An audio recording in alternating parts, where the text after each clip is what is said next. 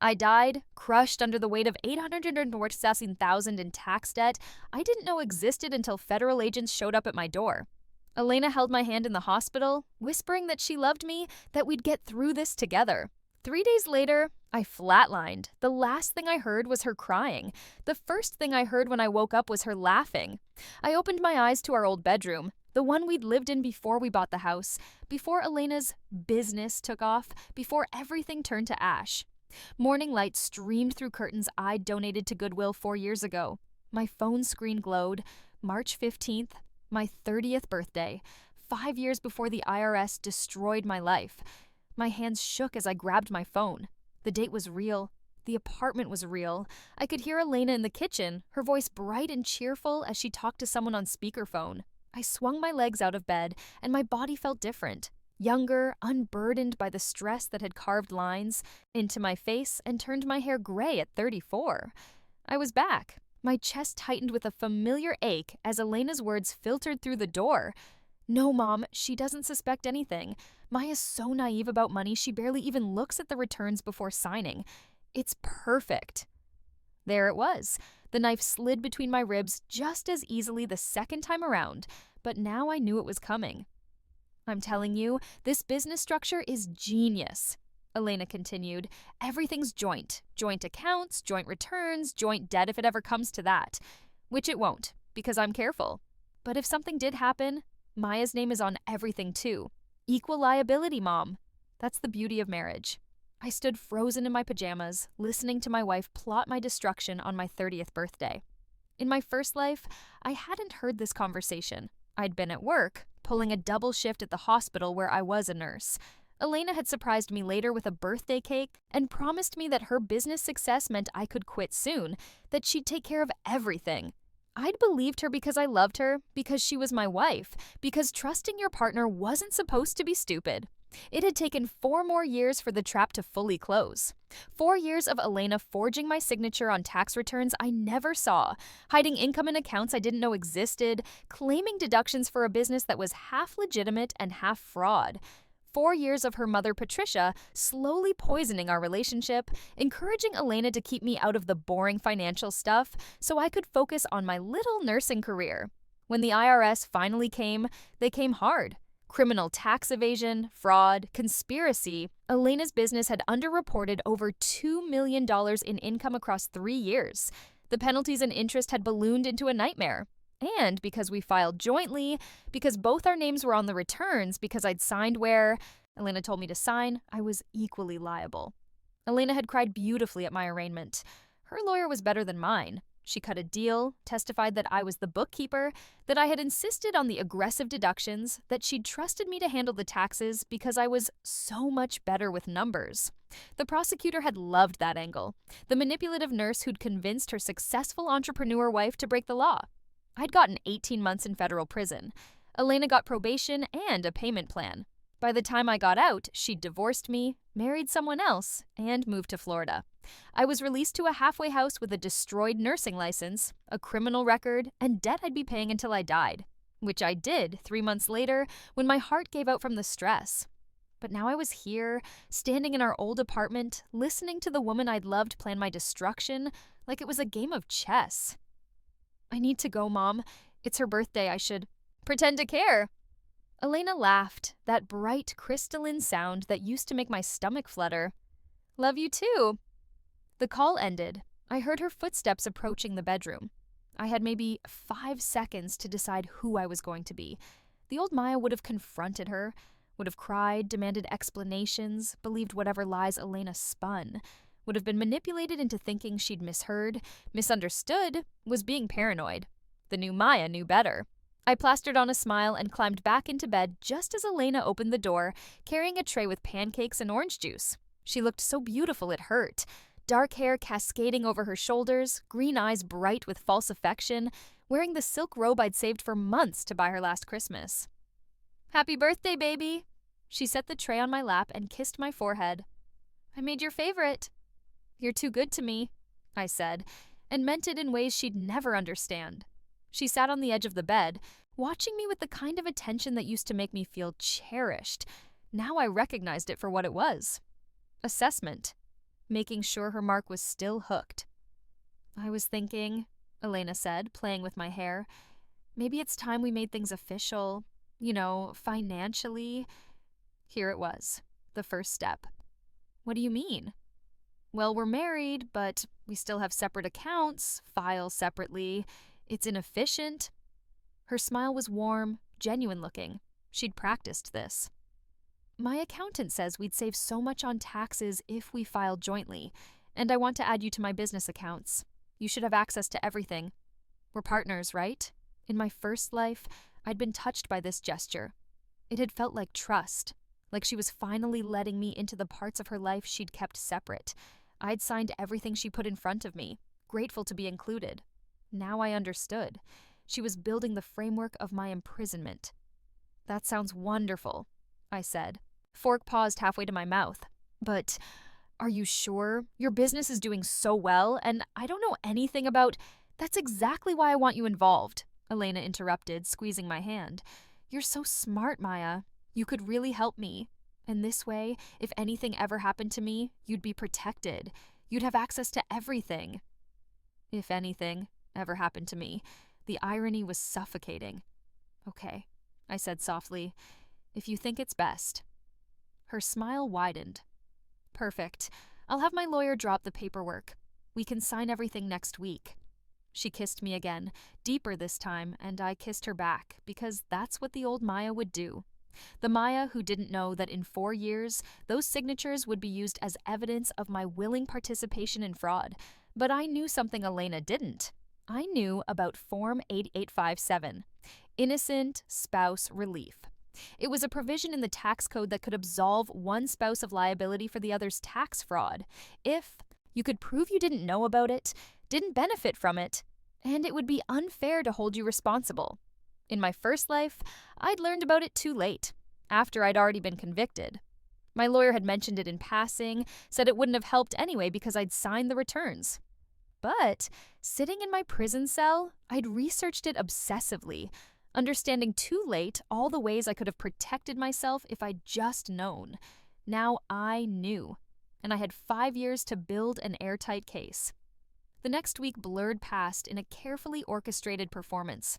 I went to work, came home, kissed my wife, and pretended to be exactly who I'd been the first time around. Naive, trusting, a little intimidated by Elena's success, and grateful for her love. But in the quiet moments, during my breaks at the hospital, late at night when Elena was working, I planned. First, I needed documentation. In my first life, I'd discovered too late that Elena had been forging my signature on tax returns for years. This time, I'd make sure there was a clear record of what I did and didn't know. I opened a separate email account Elena didn't know about. I bought a small safe deposit box at a bank across town. And I started keeping a journal, meticulously dated and detailed, documenting every conversation about finances, every time Elena told me not to worry about the boring business stuff, every instance of her mother suggesting I was too simple to understand entrepreneurship. The paperwork Elena's lawyer prepared was exactly as predatory as I remembered. Joint bank accounts with my name added to Elena's business checking and savings. A power of attorney giving her authority to sign tax documents on my behalf for convenience. An operating agreement for her LLC that made me a 50% owner in name, but gave Elena sole decision-making authority. I read every word this time. This seems like a lot, I said carefully, looking up at Elena across our kitchen. Though, maybe I should have a lawyer look at it. Her expression flickered, just for a second, before the warm smile returned. Baby, this is from my lawyer. He's protecting us both, but if it would make you feel better, sure, get a second opinion. She was calling my bluff. In the first life, I'd backed down, embarrassed by my own suspicion. This time I nodded. I think I will, just to be safe. Elena's jaw tightened. Maya, come on. Don't you trust me? Of course I trust you, I said, reaching for her hand. This is it's a lot of legal language. I want to make sure I understand what I'm signing, for both of us.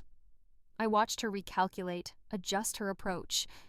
You're right, she said finally. You're so smart to be careful. That's why I love you. Tell you what, take it to a lawyer, get their opinion, But can we do it this week? My accountant needs this finalized before tax season really hits. Of course, I said. I did take it to a lawyer. Just not the kind of lawyer Elena expected. Thomas Chen's office was in a modest building 30 miles from our apartment, far enough that I wouldn't accidentally run into anyone from Elena's circle. I'd found him through careful research. He specialized in tax law and fraud defense, with a particular expertise in spousal liability cases. In my first life, I'd never known lawyers like him existed. "Ms. Reyes," he said, gesturing me into his office, "you said on the phone this was about a prenuptial review?" I lied, I said flatly. "My wife is going to commit tax fraud, frame me for it, and destroy my life. I need to make sure that when she does, I can prove I had no idea." To his credit, Thomas didn't even blink. He simply picked up a legal pad and pen. "Tell me everything." I did. All of it. The business Elena was running. A marketing consultancy that was legitimate on the surface, but involved significant unreported cash income from clients who wanted to avoid their own taxes. The shell. Corporations her mother had helped her set up. The aggressive deductions she planned to claim. The way she was positioning me as a co-owner while keeping me completely uninformed about the actual finances. "And you know this how?" Thomas asked. I'd prepared for this question. I overheard her talking to her mother. They were very explicit. It wasn't quite a lie. "Can you prove that conversation happened?" "No, but I can prove everything that happens from this point forward." Thomas leaned back in his chair, studying me. "You understand what you're asking me to help you do? You want to let your wife commit crimes while gathering evidence against her."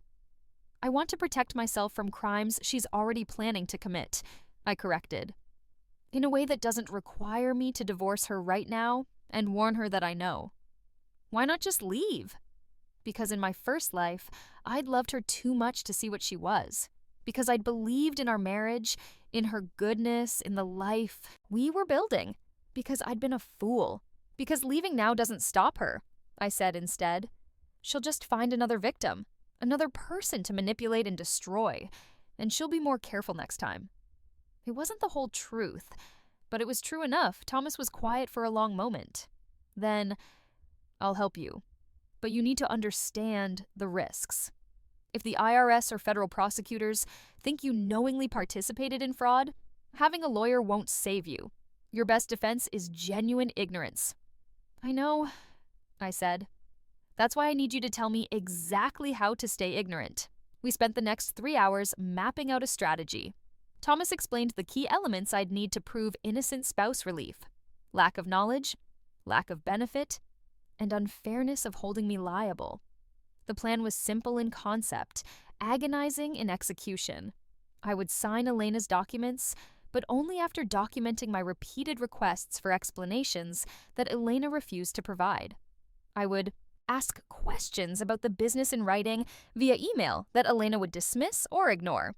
I would maintain my own separate financial accounts for my nursing income, never commingling my legitimate earnings with her fraudulent business funds. I would keep meticulous records of my own expenses and assets, proving I didn't live beyond the means of my honest income. And critically, I would never, ever involve myself in the actual business operations.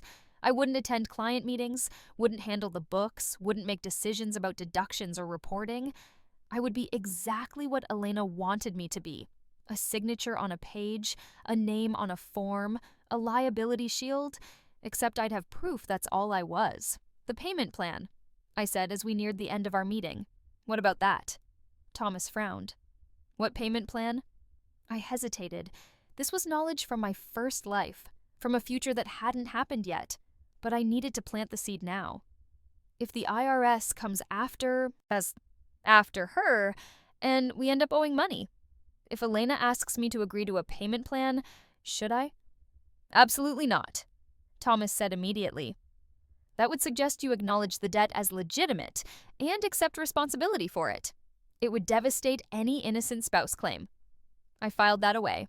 When the time came, I'd do exactly the opposite of what my lawyer advised, because I needed Elena to think she'd won. I signed Elena's paperwork 3 days later, after sending her multiple emails asking for clarification that she'd breezily dismissed as legal boilerplate and nothing to worry about. I saved every email.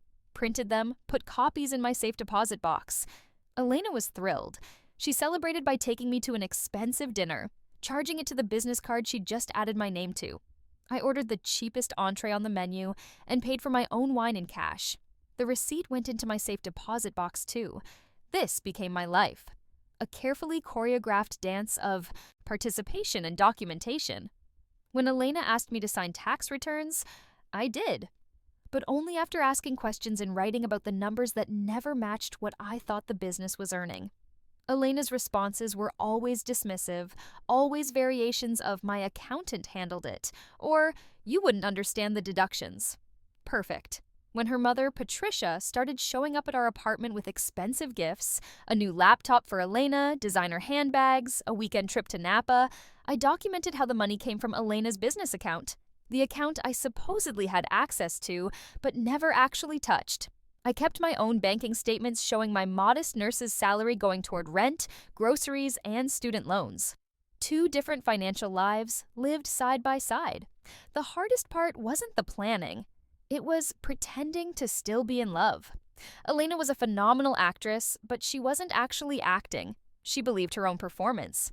She'd convinced herself that she did love me, in her way, that she was building us a future, that the fraud was justified because it would lead to wealth we could share.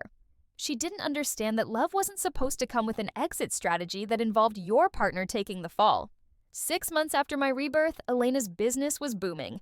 She'd expanded into new markets, hired staff, opened a second office. To anyone looking from the outside, she was a successful young entrepreneur with a devoted wife and a bright future.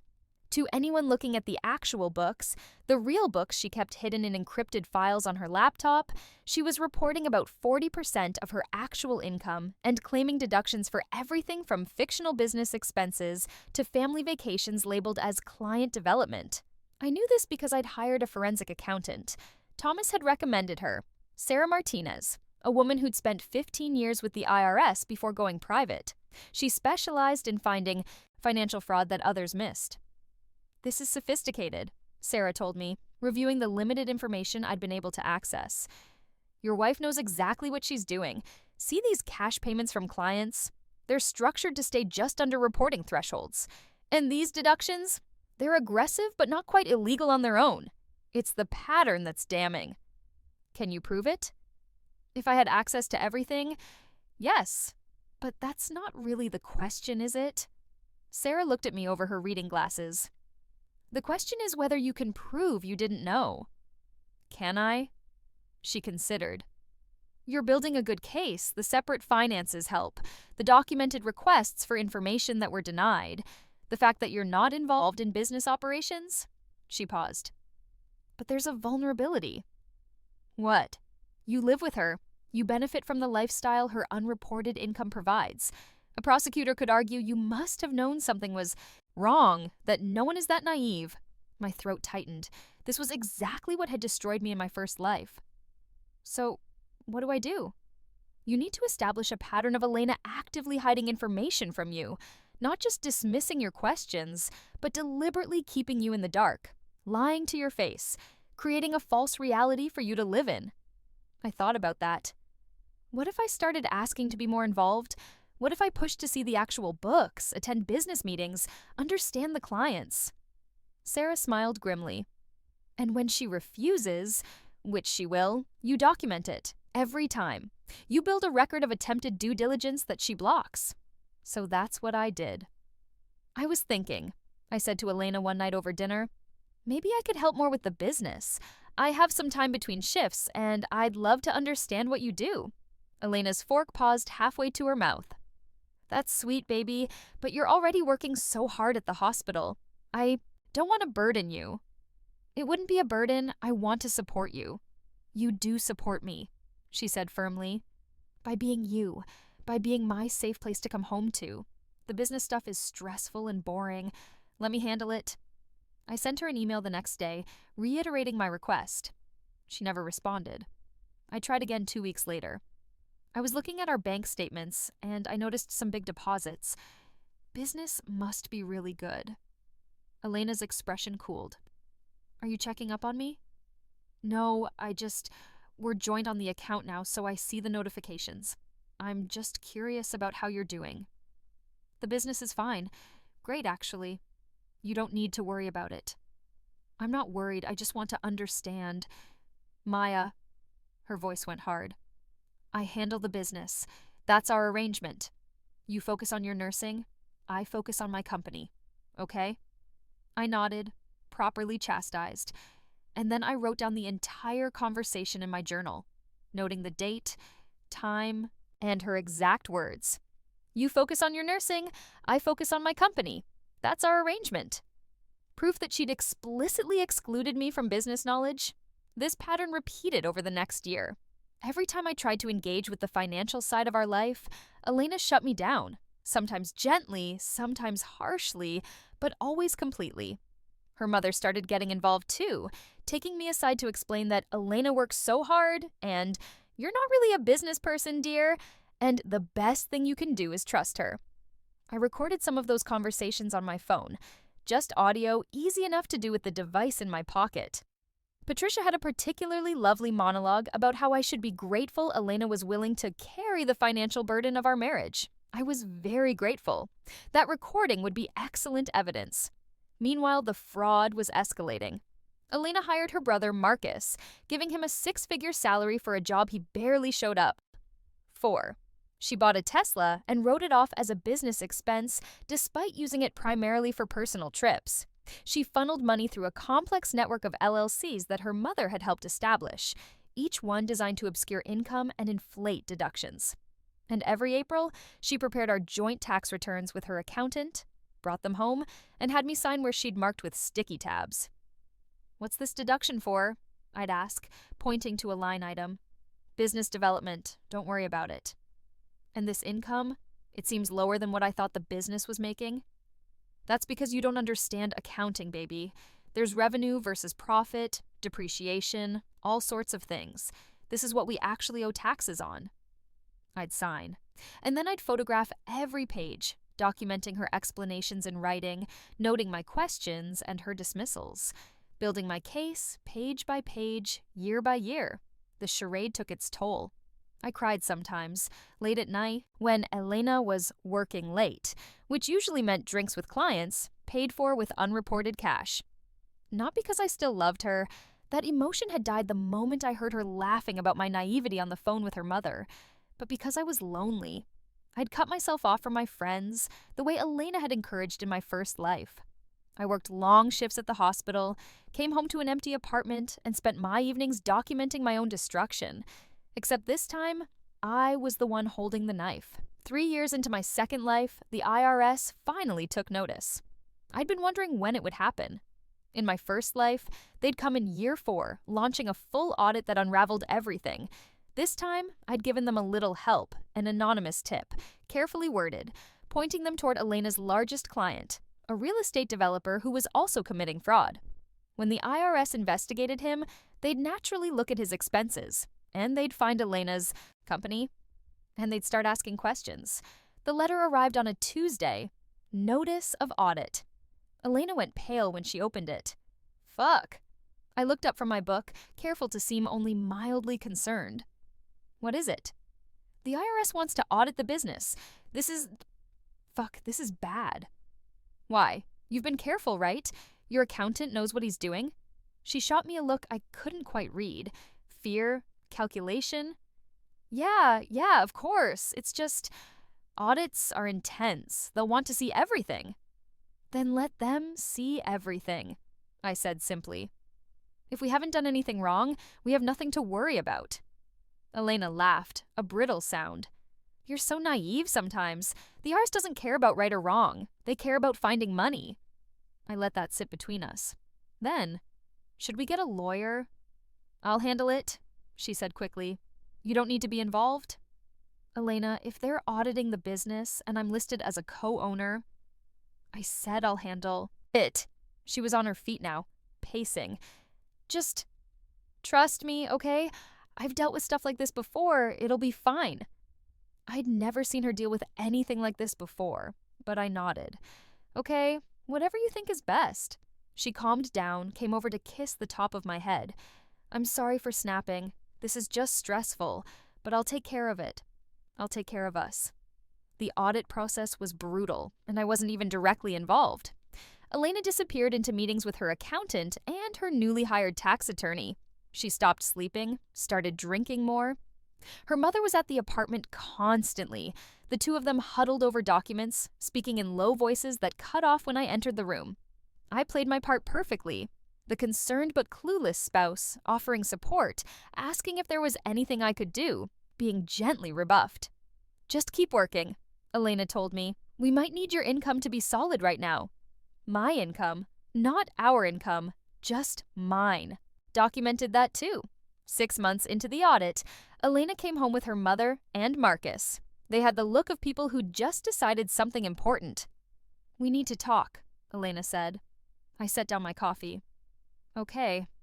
Patricia took the lead, which should have been my first warning. "Maya, dear, we've been discussing the audit situation. It's become clear that there were some irregularities in how the business taxes were filed." My heart rate picked up, but I kept my expression neutral. "What kind of irregularities?" "Nothing serious," Marcus jumped in. "Just some aggressive deductions that the IRS is questioning. But here's the thing. The accountant is saying that because you're listed as a co-owner and you signed the returns, technically you're liable too." "But I don't know anything about the deductions," I said carefully. "Elena handles all of that." "We know that," Patricia said smoothly. "And that's what we're going to tell them. But in the meantime, the IRS has proposed a payment plan for the back taxes and penalties. It's substantial, about $175,000 over 5 years. I felt the trap closing. This was different from my first life, where the amount had been much larger and had come later. They were trying to lock me in early while the numbers were still manageable. "That's a lot of money," I said. "It is," Elena agreed. "But if we don't agree to the payment plan, they could push for criminal charges against both of us." There it was, the threat. Criminal charges for what? I didn't do anything wrong. "I know that, baby, but the IRS doesn't see it that way. Your name is on the returns. You're a co-owner. They see you as equally responsible." Elena took my hands. "But if we agree to the payment plan, they'll drop the criminal investigation.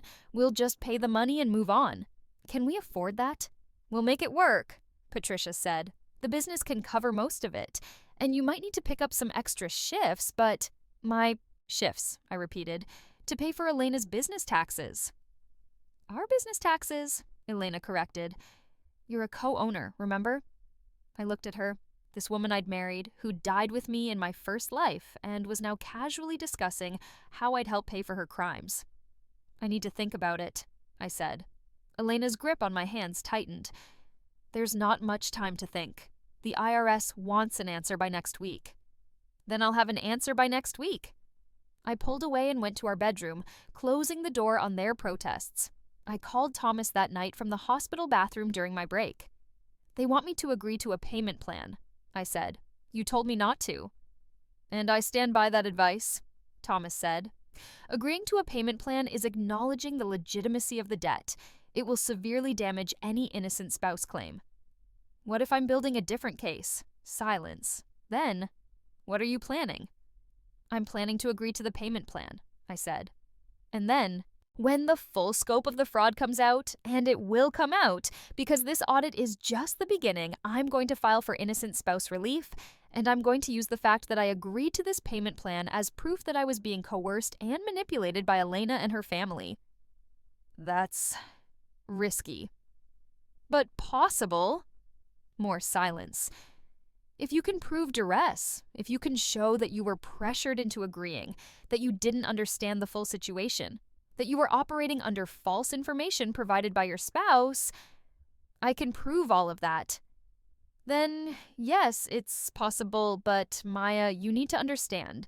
If this goes wrong, you'll be on the hook for everything. Not just $175,000. Everything they eventually find. "I know," I said. "But I also know that if I don't do this, Elena will find a way to pin it all on me anyway.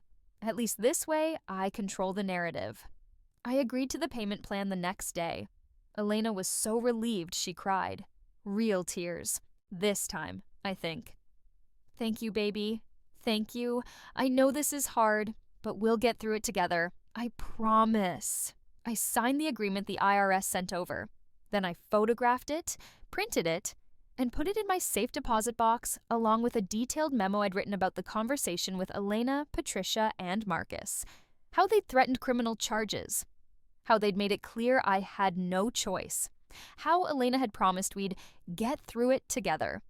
The first payment was due 30 days later, $2,916.67.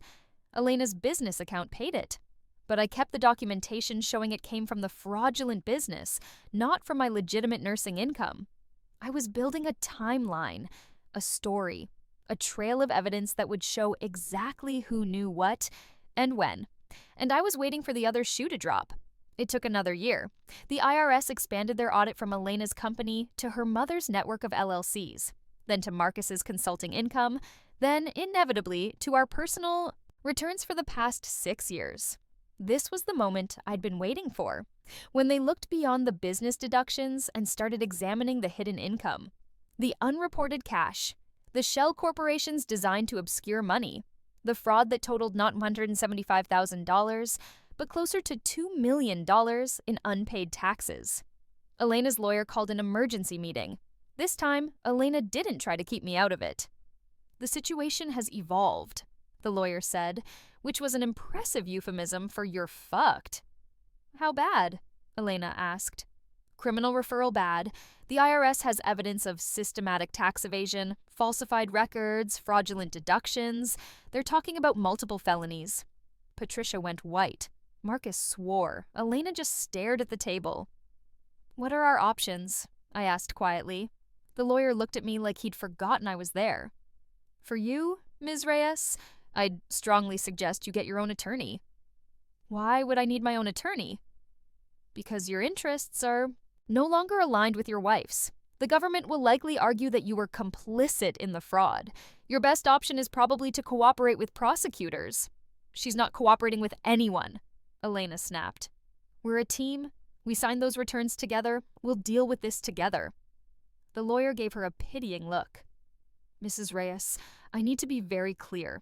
The evidence suggests you were the primary actor in this fraud. Your best strategy is to minimize your wife's involvement, to argue that she was an unknowing participant who trusted you to handle the finances. You want me to throw Maya under the bus? I want you to avoid 20 years in federal prison." Elena looked at me then, really looked at me.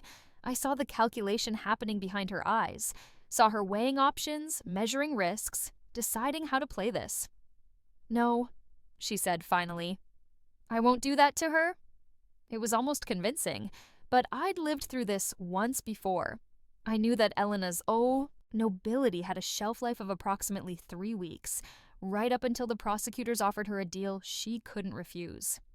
I stood up. "I need some air." I walked out of the lawyer's office, out of the building, and straight to Thomas Chen's office across town. "It's time," I told him. We filed for divorce the next morning. I moved out of our apartment that afternoon, staying with a coworker while I looked for a new place. And 3 days later, Thomas submitted Form 8857 to the IRS on my behalf. Request for innocent spouse relief. The form was comprehensive. Attached to it were 3 years of documentation, emails showing my repeated requests for financial information that Elena denied, text messages of her dismissing my concerns, journal entries detailing conversations where she explicitly excluded me from business decisions, recordings of Patricia explaining that I wasn't business-minded enough to understand, bank statements showing 2 separate financial lives, my modest nursing income used for basic expenses, Elena's lavish business spending I never touched, testimony from my coworkers about my work schedule proving I couldn't have been at the business meetings where fraudulent decisions were made, expert analysis from Sarah Martinez, the forensic accountant, demonstrating that the fraud was sophisticated enough to require extensive financial knowledge I demonstrably didn't have, and most damningly, documentation of the payment plan agreement, including my memo about being pressured and threatened into signing it. Proof that Elena had used the threat of my criminal prosecution to coerce me into accepting liability for her crimes.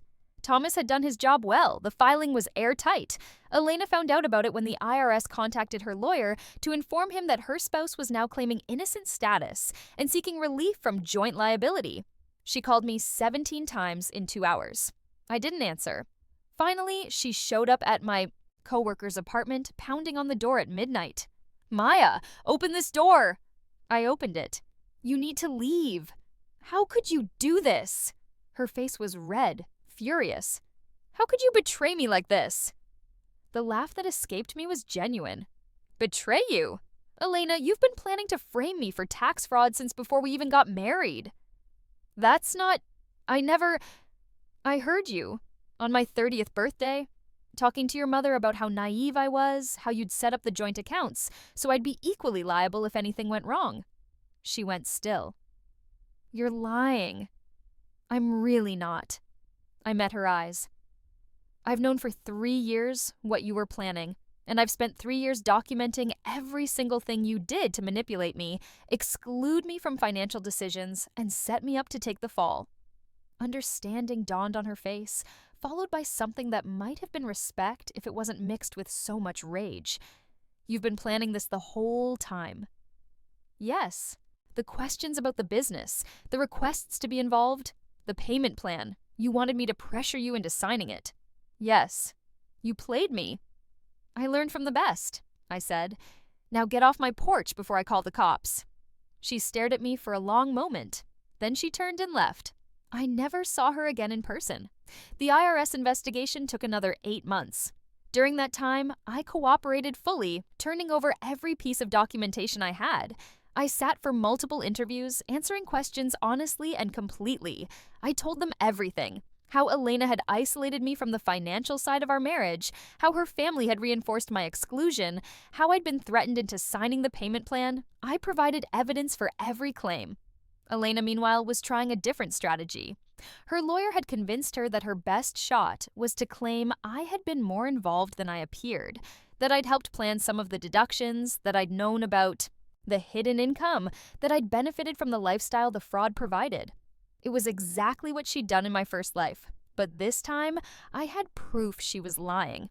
The forensic accountant testified that the fraud required specialized knowledge of tax law and business accounting, knowledge my employment and education records showed I didn't possess. My employer testified to my work schedule, showing I was pulling 60-hour weeks at the hospital during the periods when key fraudulent decisions were being made. My bank records showed I'd never accessed the business accounts Elena had supposedly given me joint control over. And most powerfully, I had 3 years of contemporaneous documentation showing Elena actively preventing me from understanding the finances. The prosecutor assigned to the case was a woman named Jennifer Wu. She reviewed my innocent spouse filing, looked at Elena's claims, and made a decision. "Ms. Reyes," she said during one of our meetings, "I want to be clear about something. Your wife is going to prison. The evidence against her is overwhelming. The only question is whether you go with her." My hands were shaking, but I kept my voice steady. "I understand. I've reviewed your documentation. I've interviewed witnesses, and I believe you were a victim of financial fraud, not a perpetrator." She paused. "But I need you to understand something else. If you're lying to me, if we find any evidence that you were more involved than you've claimed, I will prosecute you to the fullest extent of the law."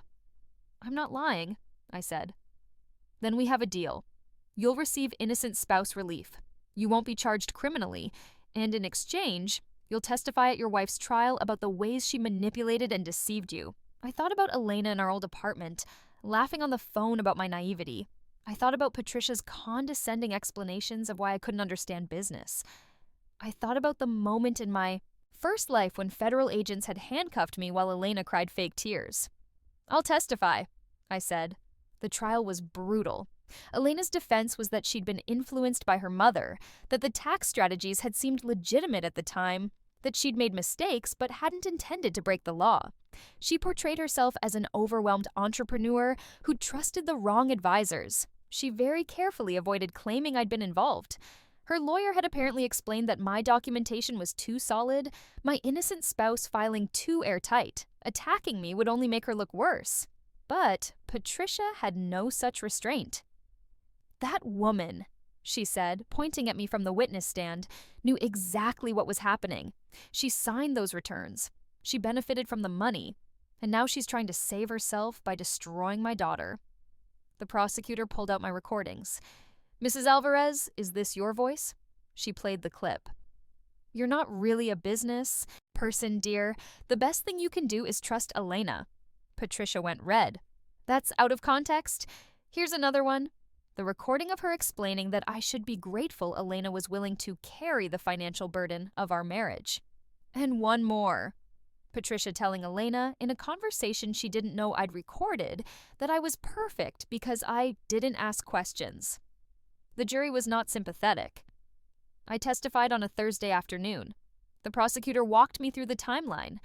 Elena's exclusion of me from financial decisions, her family's reinforcement of my ignorance, the pressure to sign the payment plan.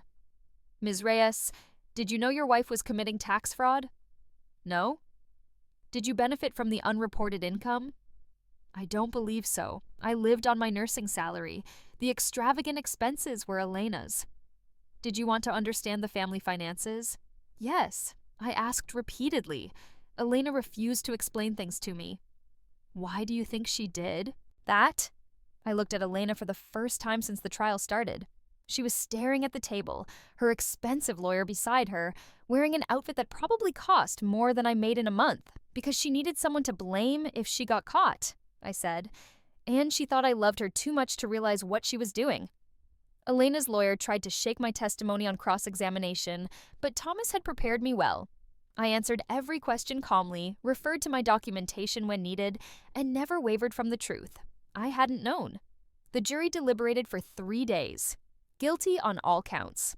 Elena was sentenced to 8 years in federal prison with restitution of $2.3 million plus penalties and interest.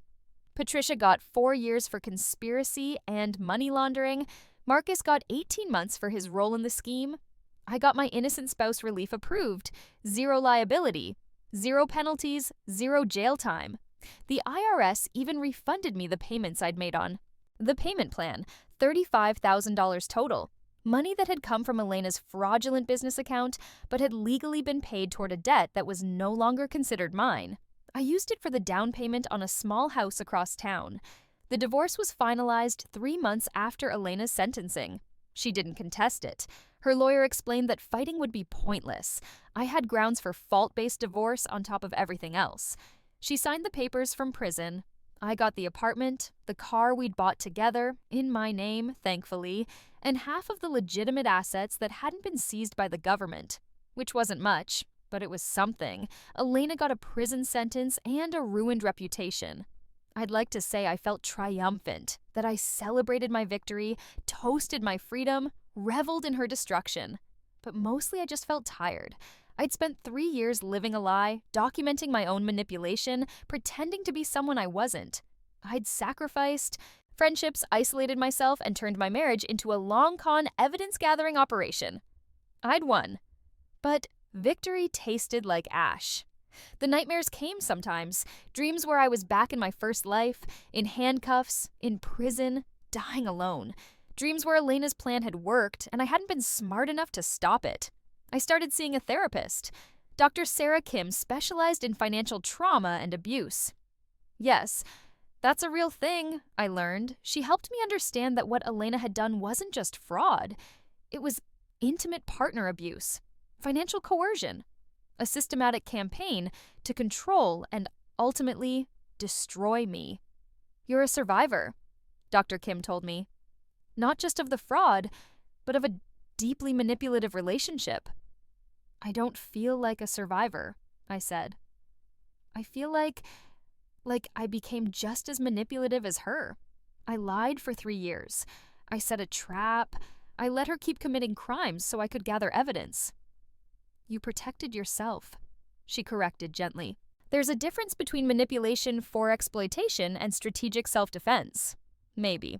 I was still working on believing that. My nursing career, at least, was intact. I'd made sure to excel at work during those 3 years, building relationships with colleagues, earning promotions, establishing myself as a dedicated professional. When the scandal broke, my coworkers rallied around me. They'd seen how hard I worked, how Elena never came to hospital events, how I'd seemed confused and distressed during the audit. I was a victim in their eyes. And for once, being seen as a victim was helpful. I got promoted to charge nurse 6 months after the trial. Better pay, better hours, better life. I bought plants for my little house, learned to cook for one, started making friends outside of work. Real friends, not people Elena had approved of. I went on a few dates, nothing serious. It would be a long time before I trusted someone enough to combine finances or sign joint. Anything. But I was alive, free, safe, and Elena was in prison. 2 years after her sentencing, I got a letter forwarded from my lawyer. Prison mail, carefully screened. It was from Elena. I almost threw it away, but curiosity won. Maya, I'm not supposed to contact you. My lawyer said it was a bad idea, but I need you to understand something. I did love you. I know you don't believe that now. I know what I did was unforgivable, but when I married you, I genuinely loved you. The fraud started small. Just a few deductions my mother suggested, a little unreported income here and there. It snowballed. And by the time I realized how deep I was terrified. So I did what she taught me to do. I found someone to share the liability. I told myself it was okay because we were married, because we'd share the money, because you'd benefit from the lifestyle. I told myself a lot of lies. I never thought you'd find out. And I definitely never thought you were smart enough to outplay me. That sounds cruel, but it's honest. I underestimated you. My whole family did. We thought you were this sweet, naive nurse who'd never question anything. You weren't? Or maybe you were and you changed. I don't know. I'm not asking for forgiveness. I just wanted you to know that I see you now. Really see you. And I'm sorry I didn't before. Elena. I read it twice. Then I put it through my shredder. She was right about one thing. She had underestimated me. They all had, but that was their mistake, not mine. I thought sometimes about telling her the truth, about the rebirth, about knowing what she'd planned before she'd even fully planned it, about having literally died from her betrayal and been given a second chance to stop it. But what would be the point? She wouldn't believe me. And even if she did, it wouldn't change anything. She'd made her choices. I'd made mine. The only difference was that I'd made mine with perfect information. 5 years after my rebirth, 4 years after the trial, I was sitting in my backyard on a Saturday morning, drinking coffee and reading the newspaper, when my phone rang. Unknown number. I almost didn't answer. Hello? Maya Reyes? Speaking? This is Jennifer Wu. I was the prosecutor on your case. Do you have a moment? My heart rate picked up. Of course. Is everything okay? Everything's fine. Actually, I'm calling because I wanted to let you know that Elena Alvarez is up for early release. Good behavior, completed her financial literacy courses, participated in the prison work program. The coffee turned sour in my mouth. How early? She served 4 years of an 8-year sentence. With time served and good behavior, she could be out in 6 months. Okay. I didn't know what else to say. I wanted to give you a heads up and to let you know that as part of her release conditions, she's prohibited from contacting you. If she tries, you call me immediately. I will, thank you. How are you? Doing, Maya, really? The question surprised me. I'm good. Better. I have a house, a job I love. I'm seeing someone. That was new. Rachel, a physical therapist I'd met at a hospital fundraiser. We'd been dating for 3 months. She knew about Elena, about the trial, and hadn't run away screaming. Good, Jennifer said warmly. You deserve it. What Elena did to you was despicable, and you handled it with incredible courage. After we hung up, I sat with the news. Elena would be free soon, back in the world, rebuilding her life.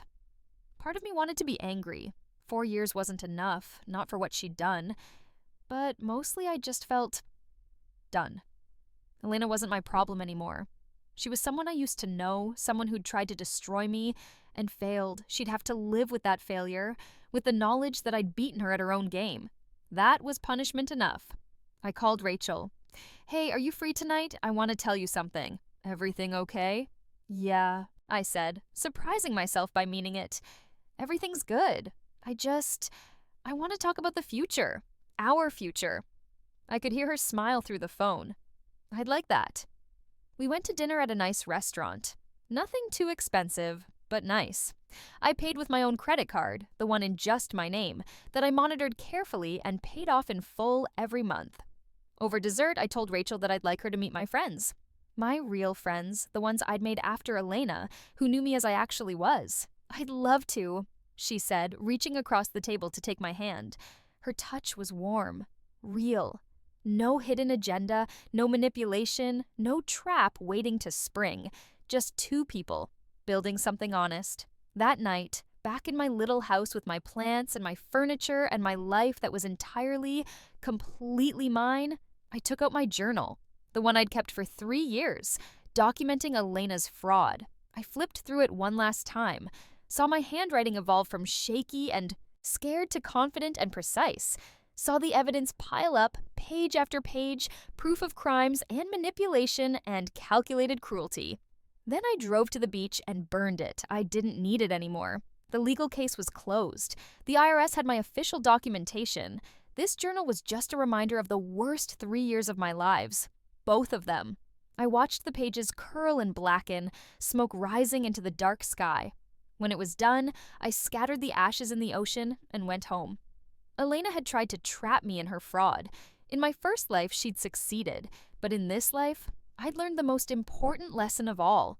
The best revenge isn't just winning, it's being free. I woke up the next morning in my own house, in my own bed, next to a woman who loved me honestly. I went to work and saved lives. I came home and tended my garden. I lived my life on my terms, with my money, building my future. And somewhere, Elena was in prison, counting down the days until release, knowing that when she got out, she'd be starting over with nothing. No business, no money, no wife, no family. Her mother and brother wanted nothing to do with her now that the money was gone, just a criminal record and a ruined reputation.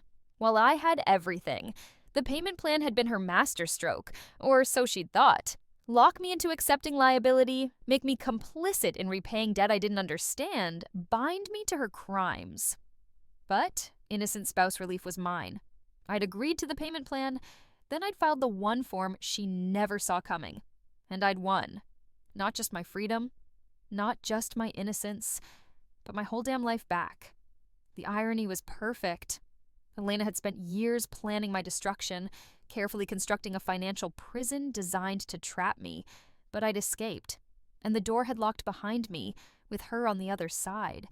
Sometimes late at night, when the house was quiet and I couldn't sleep, I'd think about that moment in my first life. Dying. In a hospital bed, crushed by debt and betrayal, while Elena held my hand and lied about loving me. I'd been given an impossible gift, the chance to live that life again, but better. I'd used it. And now, finally, I was free. Not because Elena was in prison, though that helped, but because I'd learned the truth. Love without trust is just manipulation with better marketing. Elena had loved me, in her way, but she'd loved her schemes more. I'd loved her too, once, but I loved myself more. And that made all the difference. I never wrote to Elena, never visited, never responded to the few letters she managed to send through mutual acquaintances before they realized I wasn't interested. She'd asked me once, through her lawyer during the divorce proceedings, if I'd always known, if I'd been playing her from the start. I'd told the truth. I figured it out. Let her wonder when. Let her question every conversation, every signature, every moment she thought she had me fooled. Let her live with the uncertainty the way she'd planned for me to live with the debt. Rachel and I moved in together after a year. We combined some things, streaming services, groceries, the electric bill, but we kept our finances separate, at her suggestion. Not because I don't trust you, she'd said carefully, but because trust isn't the same as wisdom. We can love each other and still maintain boundaries. I'd kissed her for that. She understood. She'd had her own Elena once, a different name, a different scheme, but the same fundamental betrayal. We were both survivors of financial abuse. We knew the importance of protecting yourself, even in love, especially in love. On the 5-year anniversary of my rebirth, I got a call from Sarah Martinez, my forensic accountant. "I'm testifying in another case," she said. Another innocent spouse situation. The wife had no idea her husband was running a Ponzi scheme through their joint accounts. Will she win her relief claim? I don't know. Her documentation isn't as good as yours was. She trusted too much, didn't ask enough questions, didn't keep separate finances. A pause. I told her lawyer about your case, how you'd managed to prove innocence despite being legally entangled. I hope that's okay. It's fine, I said. If it helps her, use whatever you need. Because that was the thing. I'd won my case, but there were others like me. People who'd trusted the wrong person, who'd signed the wrong forms, who were being destroyed by someone they loved. Maybe my story could help them. I started speaking at conferences about financial abuse in marriages. Not many at first, just small legal education seminars, CLE courses for divorce lawyers, that sort of thing. But word spread. I told my story without the rebirth part, obviously. That stayed mine. But I told them about the red flags I'd missed, or pretended to miss. The isolation, the dismissal of my questions, the separate reality Elena had constructed. And I told them about the documentation, the emails, the journals, the separate accounts, the careful building of proof. If you suspect your partner is committing fraud, I'd say, don't confront them, document. Every question you ask that goes unanswered, every time they tell you not to worry about money, every extravagant purchase that doesn't match what you think they earn, document it. Innocent spouse relief is real, but you have to prove you truly didn't know. And the IRS is skeptical. They assume married people know what their partners are doing. So prove them wrong. Prove that you tried to know and were actively prevented from knowing. Prove that you lived separate financial lives. Prove that you were a victim, not an accomplice. Some lawyers thanked me after these talks. Some victims reached out, asking for advice. I helped where I could, because Elena had taught me something valuable, even if she hadn't meant to. Knowledge is power, but documented. Knowledge is a weapon, and sometimes you need a weapon to survive the people who claim to love you. The first time I ran into someone from Elena's family, Marcus, at a grocery store, I almost turned and fled. But then I remembered, I'd done nothing wrong. So I finished my shopping, walked past him in the cereal aisle, and met his eyes when he stared. He looked away first. Good. Patricia sent me a Christmas card once, from prison. It was a strange choice. The card had a Bible verse about forgiveness. I sent it back, unopened, marked return to sender. Some things didn't deserve forgiveness. Some people didn't deserve second chances. Elena got out of prison after serving 4.5 years. I heard about it through Jennifer Wu, who called to remind me about the no contact order. She's on supervised release, Jennifer said. Probation, mandatory financial counseling, regular check-ins. If she comes near you, she goes right back. She won't, I said. She's not. Stupid. No, Jennifer agreed. She's not. But she is desperate. She has no money, no job prospects with a felony conviction, no family support. Desperate people do unpredictable things. I thought about that. If she contacts me, I'll let you know immediately. She did contact me exactly once, 3 months after her release. Not directly. Through a mutual friend from our old life, someone who didn't know the full story, who thought we'd just grown apart. Elena asked me to tell you she's sorry, the friend said over coffee. She knows she can't reach out directly, but she wanted you to know. Okay, I said. She's really struggling, Maya. She's working 2 minimum wage jobs, living in a studio apartment. Her mother won't talk to her. She's completely alone. Okay, I said again. The friend looked frustrated. Don't you feel anything? She was your wife? She was a lot of things, I said carefully. My wife, my partner, the person who tried to send me to federal prison for her crimes, the person who manipulated and gaslit me for years, the person who told her mother I was too naive to ever figure out what she was doing. The friend went quiet. I'm sorry she's struggling, I continued. I genuinely am, but that's not my responsibility. She made her choices. These are the consequences. I never heard from that friend again. Fine, Elena's struggles weren't my problem. Her redemption wasn't my responsibility. Her future wasn't my concern. I'd saved myself. That was enough. Rachel and I got married on a beach in Oregon with a small group of friends and a very specific prenuptial agreement. Separate finances, separate tax returns, complete financial transparency, but maintained independence. This is the least romantic prenup in history, Rachel joked as we signed it. It's the most honest. I countered. We're promising to love each other without using each other. I can live with that. So could I. Our wedding was nothing like my first one. No elaborate ceremony, no expensive venue, no family drama.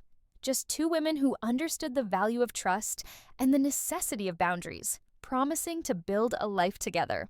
Thomas Chen came to the wedding. So did Sarah Martinez. Jennifer Wu sent a card. My colleagues from the hospital filled out the rest of the small crowd. No one from my old life with Elena was there. That life was over. I'd killed it, carefully and methodically, and built something new from the ashes. During our vows, I promised Rachel honesty, transparency, partnership without possession. She promised the same. We meant it. That night, in our hotel room, Rachel asked me something she'd been holding back. Do you ever wish you'd handled it differently with Elena? I thought about it. Really thought about it. No, I said finally. I wish I'd never met her. I wish I'd never fallen for her manipulations. But once I understood what she was doing, no, I handled it the only way that would keep me safe. Do you think she understands why you did it? I don't know. I don't care. And I didn't. Elena's understanding, her forgiveness, her opinion, none of it mattered. I'd reclaimed my life. That was the only thing that mattered. 7 years after my rebirth, I was promoted to director of nursing at the hospital. Good salary, excellent benefits, the respect of my colleagues. I'd rebuilt everything Elena had tried to destroy. Rachel's private practice was thriving. We'd bought a bigger house together, carefully structured ownership, obviously. We were talking about maybe adopting a dog. Life was good, stable, honest, free. And then I got an email from an address I didn't recognize. The subject line was, I know what you did. My blood went cold. I opened it. Maya, you don't know me, but I know you. Or rather, I know your story. The whole story. The one you haven't told anyone. I know about the rebirth. We need to talk. A friend. My hands were shaking. This wasn't possible. I'd never told anyone about dying and waking up 5 years in the past. It was insane, unbelievable, the kind of thing that would get me committed if I shared it. How could anyone know? I stared at the email for a long time. Then I deleted it. If this was someone's idea of a game, I wasn't playing. I'd spent 3 years playing games with Elena. I was done. But 3 days later, another email arrived. You can delete these all you want, but I know the truth, and I can prove it. I'm not here to expose you. I'm here because I need help. I'm like you. Please. Coffee tomorrow? There's a cafe on Market Street. I'll be there at 2 p.m. I'll be wearing a blue scarf. You don't have to believe me. Just hear me out. Sarah, I almost didn't go, but curiosity won. Again. The cafe was public, crowded, safe enough. I arrived early, scoped out exits, kept my phone in my hand. At 2:01, a woman walked in wearing a blue scarf. She was younger than me, maybe 25, with tired eyes and the kind of tension that comes from carrying too much weight. She saw me, somehow she knew it was me, and walked over. Maya? Who are you? My name is Sarah Chen. And 2 months ago, I died in a car accident caused by my husband's drunk driving. When I woke up, it was 3 years earlier, on my wedding day. Her voice was steady, matter of fact. So I called off the wedding, and now he's stalking me, threatening me, and I don't know what to do. Because how do I explain to the police that I'm afraid of something he hasn't done yet, but I know he will do because I've already lived through it once? I stared at her. I know you'll think I'm crazy, she continued. I know this sounds impossible, but then I found articles about your case, about how you'd somehow documented everything perfectly, how you'd known to keep separate finances, how you'd protected yourself in ways that only make sense if you knew what was coming. And I thought, maybe? She pulled out her phone, showed me a news article. The headline, Local woman dies in drunk driving accident, husband charged. The date, 3 months from now in what would have been her original timeline. That's what would have happened, Sarah said, if I'd married him, if I hadn't come back. I should have walked away. This was insane, impossible, but I looked at this young woman, terrified and desperate and completely alone with knowledge no one would believe. I knew exactly how that felt. "Okay," I said. "Let's talk." We talked for 3 hours. She told me her story. Her fiancé, charming and successful, who drank too much and drove anyway, who'd caused an accident that killed her and another driver, who'd gotten charged with vehicular manslaughter but would probably serve minimal time. She'd woken up on her wedding day and called it off. And now he was unraveling, escalating, becoming dangerous in different ways than the timeline she'd lived through. "I don't know how to stop him," she said. "I don't know how to prove he's a threat when he hasn't actually done anything yet." "Yes, he has," I said. "He just hasn't done the specific thing you remember. But threatening you? Stalking you? That's real. That's happening now." I taught her what I'd learned. Documentation, evidence, building a paper trail. I gave her Thomas Chen's number, Sarah Martinez's contact info, Jennifer Wu's email. "You can't prevent him from being who he is," I told her, "but you can protect yourself from who he'll become." She cried, thanked me, asked if we could stay in touch. I said yes, because maybe this was why I'd been given a second chance, not just to save myself, but to help others like me. Over the next year, I heard from 3 more people, each with the same impossible story. They'd died, or nearly died, or lost everything, and they'd woken up with a chance to change it. Each one desperate, terrified, alone with knowledge they couldn't share. Until they found me. I helped where I could. Advice, connections, strategies. I taught them about documentation, about legal protections, about how to change your future without revealing how you knew it needed to be changed. I became a specialist in a field that didn't officially exist, helping people prepare for disasters they couldn't explain how they knew were coming. Rachel knew something had changed. She asked once what I was doing with all the phone calls, the long meetings, the careful advice I was giving to strangers. "Helping people protect themselves from the people they love," I said. It was true enough. She accepted that. 10 years after my rebirth, I stopped counting. The anniversary had stopped mattering somewhere along the way. I wasn't living in reaction to my death anymore, wasn't measuring everything against the life I'd lost. I was just living, working, loving, helping, and being free. Elena was released from parole after serving her full term. I heard she'd moved to another state, was working as a waitress, had maybe found God or sobriety or some other form of redemption. Good for her. I didn't hate her anymore. Didn't think about her much at all. She was just someone who'd tried to destroy me and failed. A lesson learned, a nightmare survived, a life left behind. I woke up one morning in my house with Rachel beside me, sunlight streaming through the windows, our dog snoring at the foot of the bed. I had work in an hour. A meeting with a young man who'd emailed me desperately, saying he needed help protecting himself from his business partner who hadn't betrayed him yet but would. I understood that. I'd help if I could. But first, coffee, breakfast, a kiss from my wife, the simple pleasures of a life honestly lived. Elena had tried to trap me in her fraud, but instead, I'd built myself an escape. After rebirth, I'd agreed to the payment plan for her.